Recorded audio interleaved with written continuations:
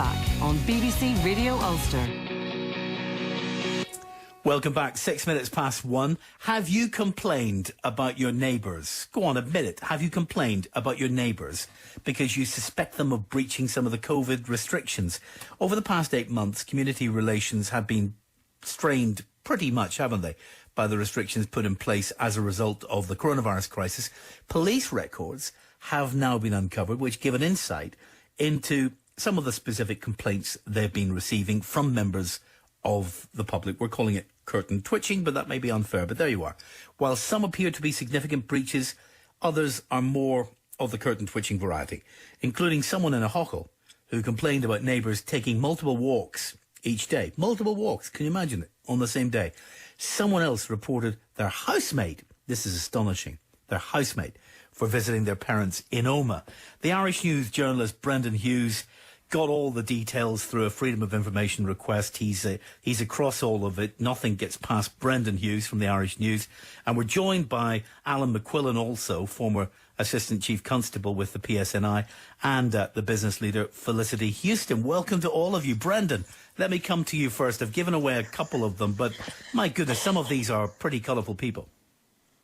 Indeed, I suppose reading through them, I think someone on Twitter suggested that there really should be a dramatic reading of all of these complaints that have been made.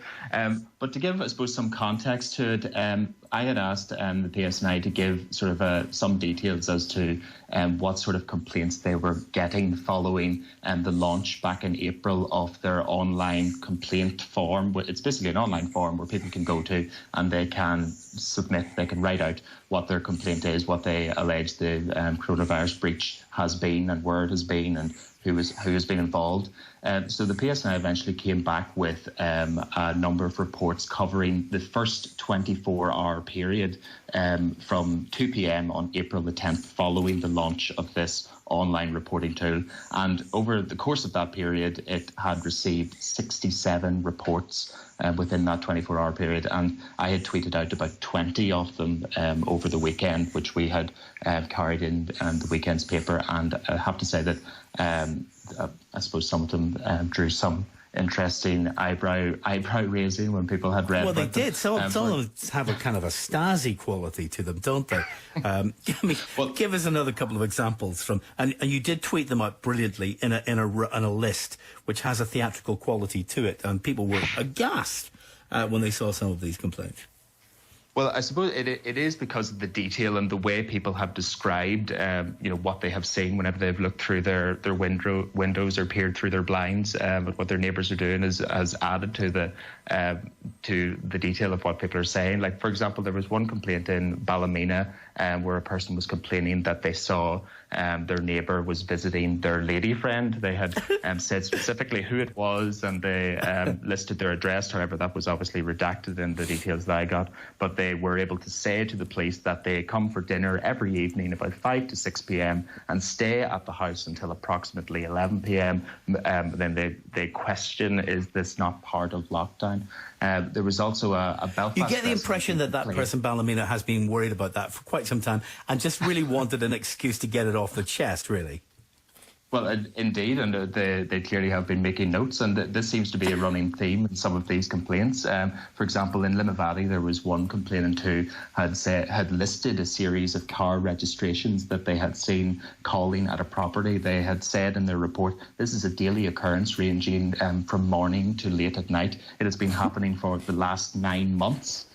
We also have a person in Antrim had been describing what they had said was non-essential travel by someone they had seen. They listed the times that they had seen this person allegedly engaging in non-essential travel. And in their report to police, they said, even had 5 cars outside on Mother's Day. I expect similar antics over the Easter holidays and will obtain photos accordingly. And have obtained the photos. My goodness, that's going far beyond merely complaining, isn't it? I suppose just one other one to mention that was that caught my eye as well. There seemed to be someone who had been watching a Sunday Mass, and they had seen what they said were too many people attending the Mass. So they said in their report, contravention of COVID-19 rules, and were on internet during Mass, more than one person there, and they added to police, it is my life I am protecting. I see you've got a couple of kids were playing on a GAA pitch. Where was that? It was in Belfast. Police report about that as well. This is a mine of fascinating reportage from members of the Republic on other members of the Republic. More than 1,200 COVID-related reports received by the police here between March and September the 23rd, including calls and those online reports that Brendan's been describing. 03030 80 55 55. Simple question for you. I mean, does this sound like nonsense to you? The sort of thing that people should find something better to do with their time? Or do you actually think, we have a pandemic. This is actually life and death at times. We do need to monitor what's going on. So it's appropriate. It's a public service when people get in touch with the police and ask them to check on these restrictions being adhered to. 81771 for your text as well. How do you see it, Felicity? Felicity Huston with us. Welcome. Oh, well, I mean, first of all, one laughs and then you hold your head in your hands and you think, what sort of country are we living in? I mean, Brendan had it described brilliantly, the way he put it all out. I mean, I did laugh. We all need something to laugh at the moment, and it was very entertaining. I particularly liked about the mobile dog groomer. And I always said that the weirdest thing when lockdown started to come off was that my dog was able to go to the groomers, and it wasn't mobile, but the dog was able to get its hair done long before I was, so I didn't know that the dog could actually get its hair done at the house, or even handier. So on the one hand we have that, and it is comical, but on the other hand there is this, you mentioned the Stasi. I mean, it is East Germany, and I'm old enough to remember, unfortunately never had to live in the old Soviet bloc in Eastern Europe, where this was just normal life, and it's not right. And I mean, it's a massive thing about the sort of sociological impact of COVID and fear on us all, and whether we should laugh or be genuinely horrified that people are spending their time doing this. It's a peculiar sort of circumstance. But as I did appreciate what Brendan had done and shone a light on how people seem to be spending their days. Alan, do you think this is a waste of the police time? A lot of it is. There was one report in there of a whole range of different cars coming to a house at all hours of the day and night on every day, and I would be looking at that immediately if I were a police officer and thinking, what's going on there? Is that drug dealing? Is it a brothel? Is there something else? But apart from that... It could be a birthday party. It could be, well, not every day, though.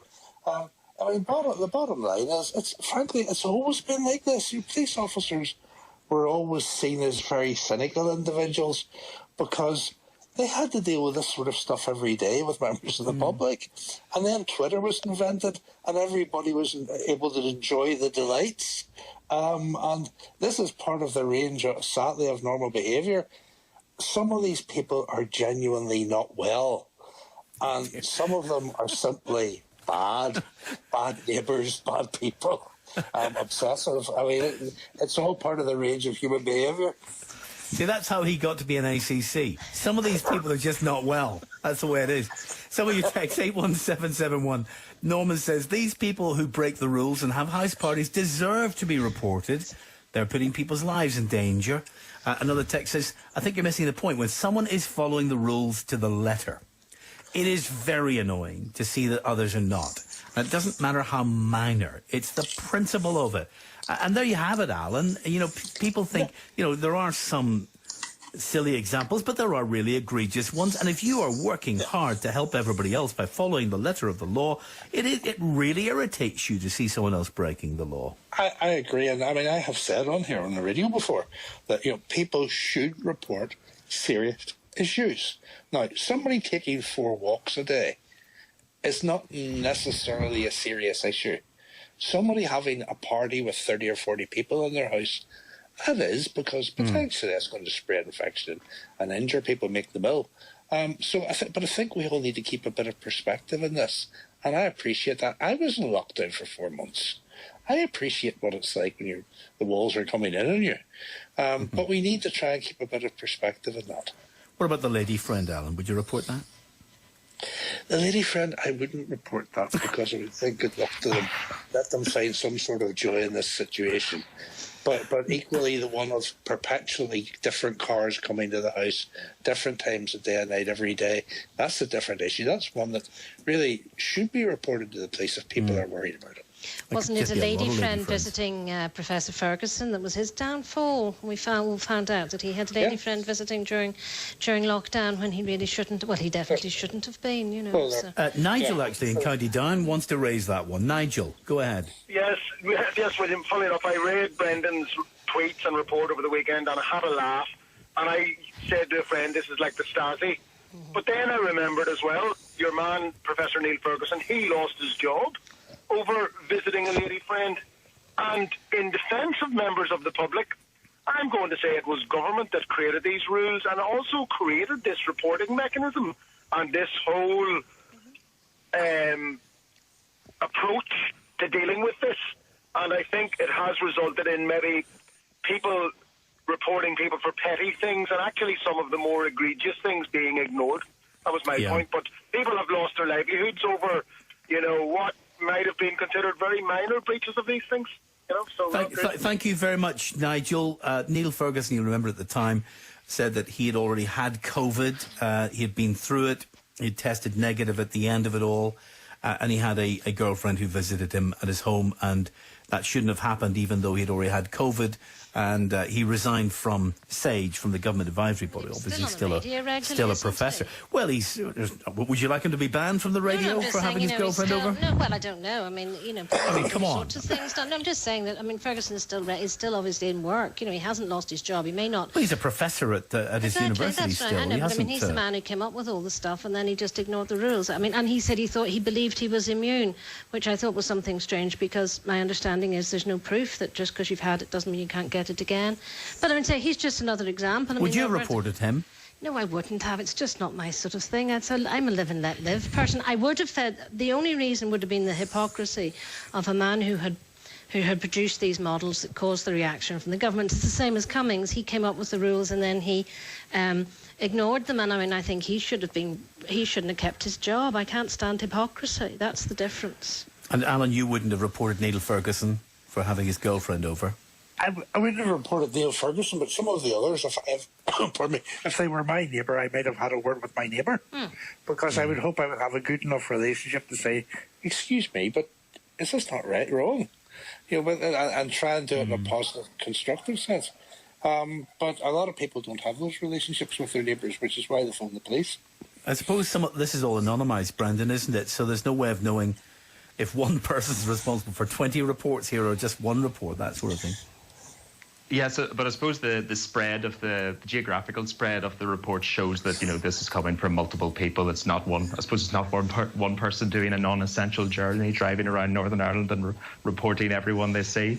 But I think we need to suppose have some context to this. You know, this was at the height of the lockdown and the coronavirus restrictions during the first wave. This was I think it was April the 10th that the PSNI brought in this online reporting form, and so therefore, you know, we were still dealing with a relatively unknown virus. Obviously, we still don't know much about it at this stage, but we know more about it than we did earlier this year. And so people were very fearful about what exactly would be coming up to their doorsteps. We had, you know, the Health Minister, Robin Swan, saying that we could potentially be facing deaths of biblical proportions. So that was the context in which people were reporting these things. And I suppose it also is worth saying some of the reports that it didn't highlight on the Twitter feed, you know, there were people who were reporting, you know, seeing drink-fueled house parties and gatherings at different households in terms of garden barbecues. There was one person who actually reported a complaint about a large crowd attending a funeral in the Ballinderry area outside Cookstown as well.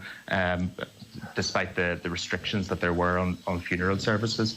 But I suppose I'd be interested to see whether, as we go into, I suppose, effectively a second lockdown now towards the end of the year, whether people would still be making these same reports now. The difficulty, it seems to me, Brendan, with this is, you know, people were being encouraged to follow the rules, and also people were being encouraged, weren't they, to shop those who weren't following the rules, because this was a life and death situation back then. You can't expect members of the public really to make decisions about what to report, what not to report. They just report everything, don't they, if you ask them to? Well, yes, indeed, and unfortunately, it's sort of a double-edged sword for the PSNI because they therefore get an influx of reports from different people, sift through them. And they have to sift through them and see what is legitimate. And there may be many of these reports. This is only about 60 odd that we have received. There may be many of the reports further down the line that were serious, but police unfortunately don't have the resources to chase down every person in the street who's not wearing a face mask as they go into a shop or that sort of thing. So I suppose people need to use their common sense when they're doing this. Really, is this? It may be a breach of the regulations, but is this really worth police time to be dealing with this?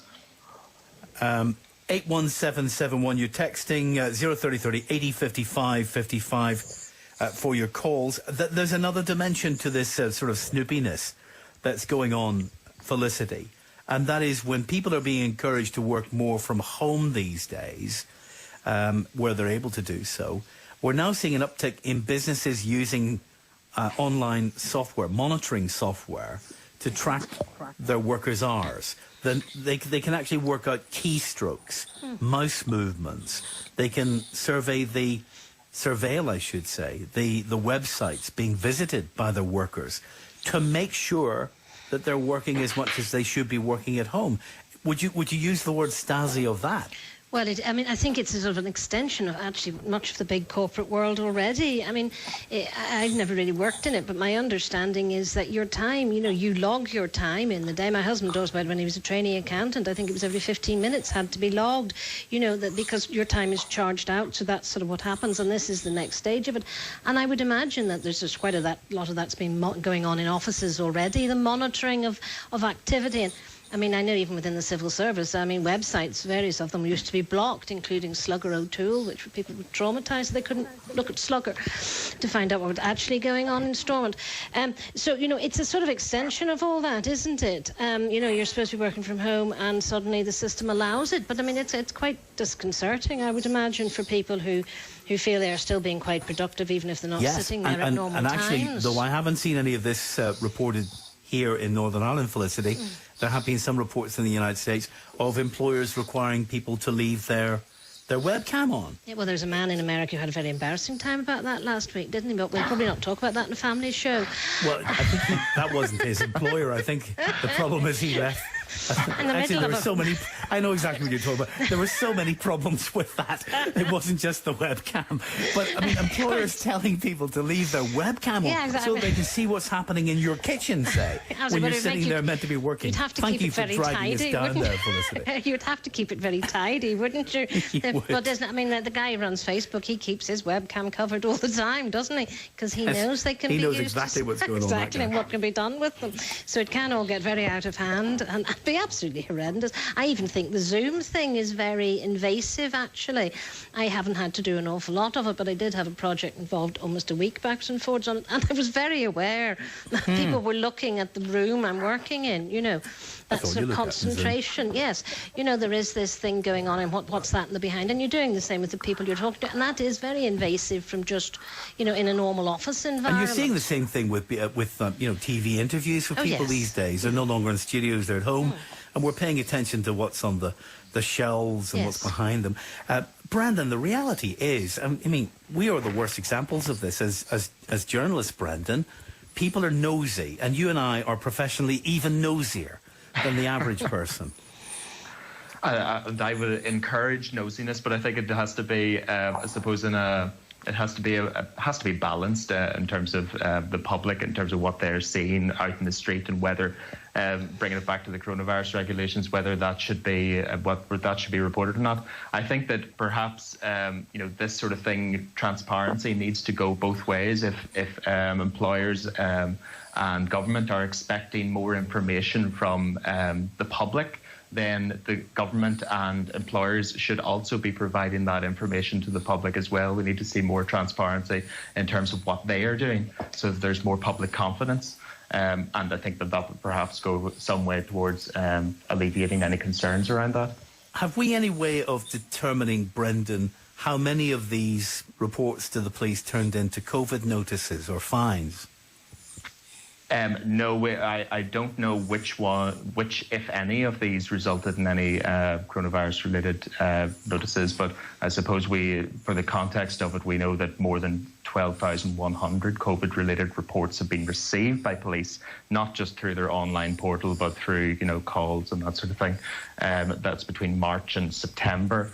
And they have issued more than 2,800 COVID notices or fines since March for breaches of the restrictions. So, police are making an effort to deal with any complaints that they do receive and deal with the most stringent ones that they receive. But clearly they can't deal with everything that they get through the door. I've got to assume, Alan, that these reports have reduced since the more serious lockdown period.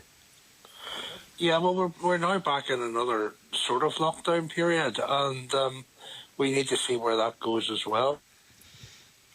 Well, part of the difficulty with this, and it's not really a lockdown, is it, with this circuit breaker period, Alan, is confusion over the rules rather than people not following them.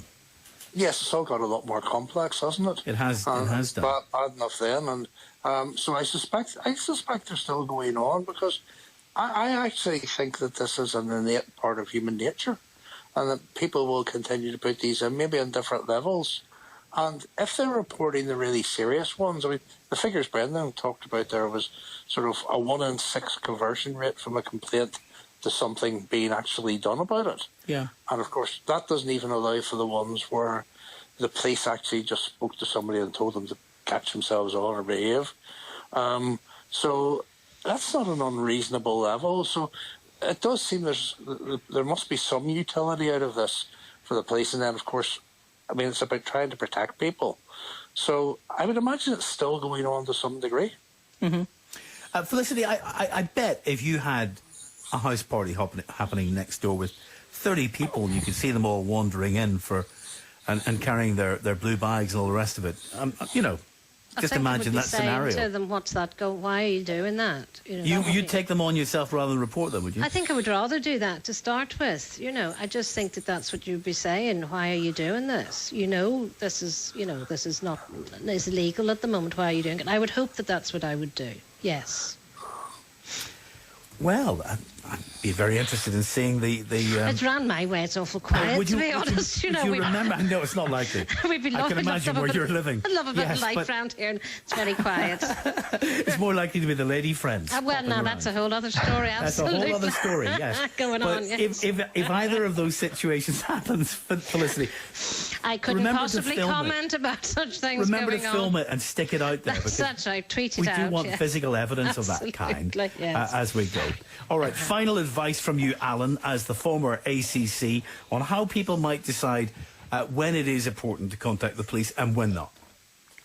Stop and think about it for a while and think to yourself, is this really going to cause serious harm to somebody? Does it have the risk of causing really serious harm to somebody? And if it does and you feel it's important, then report it if you can't deal with it any other way. But in terms of some of the really trivial stuff here, I think the police have maybe better things to do. Thank you very much. And I bet walking more than once a day around the block isn't likely to meet that criterion. Alan McQuillan, thank you very much. Felicity Huston and the Irish News journalist Brendan Hughes, who brought us all those details. Have a look at his Twitter feed if you want to read more examples of the kind of things that people have been reporting to the police. Thank you very much for all your text, tweets and calls.